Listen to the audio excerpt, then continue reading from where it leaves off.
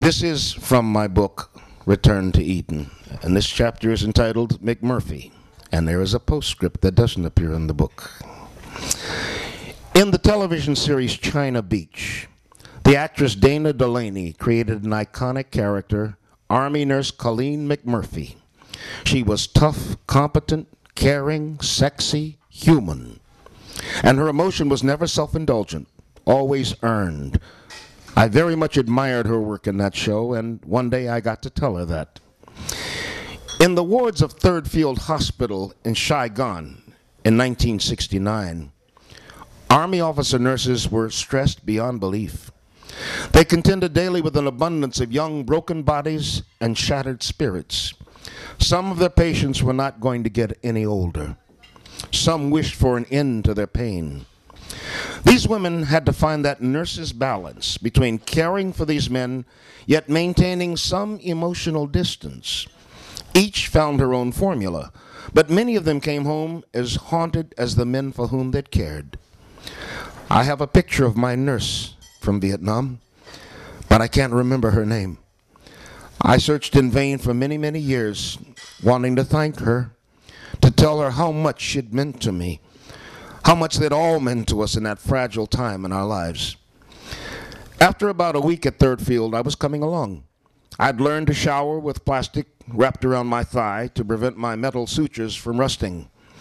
I was still losing weight, still fed intravenously, and still grateful to be around.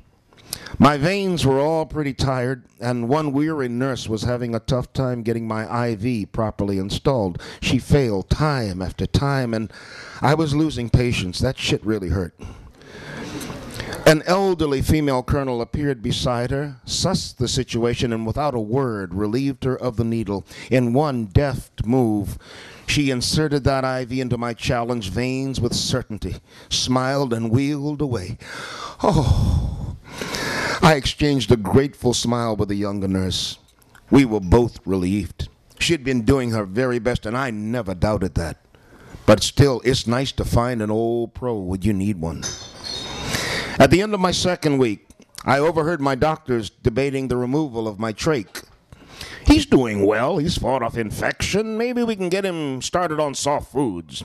Well, let's give it a bit more time. Later that night, I lay there feeling a bit sorry for myself. There may have been a few tears in my ears. I'm not saying. I'd had nothing to eat or drink for 14 days. Into the darkness of my ward appeared my very favorite nurse, an anticipatory smile on her face, and holding a small Dixie cup of vanilla ice cream. She came to my side of the bed. She saw that I was awake and lifted a small spoonful of heaven to my lips. That memory remains the single most intense experience of flavor I have ever known. 2 more spoonfuls, each sweeter than the last. Then she put her finger to her lips to remind me that this was our secret, and slipped out of the ward.